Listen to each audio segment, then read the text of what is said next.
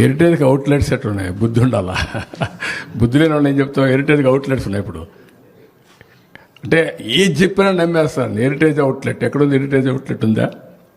మీకు తెలియదా? హెరిటేజ్కి అవుట్లెట్స్ ఉన్నాయి ఇప్పుడు. అంటే ఒక విచిత్రమైన వింత జీవులు వీళ్ళంతా. ఊహాగానాల్లో నివసిస్తూ ఉంటారు, పయనిస్తూ ఉంటారు. ఎవరైనా కొంతమంది నమ్మేవాళ్ళు ఉండొచ్చునేమో హెరిటేజ్ మాల్స్ ఉన్నాయంటే. అంటే ఎంత వాస్తవ దూరం, ఎంత అవాస్తవాన్ని కూడా చెప్పేస్తున్నారంటే అది చూస్తే నాకు వీళ్ళు జాలేయాలన్నా వీళ్ళపైన, లేకుంటే వీళ్ళని ఏమి చేయాలి, ఏం మాట్లాడాలి, ఇవన్నీ ఉంటాయి. That is the order of the day.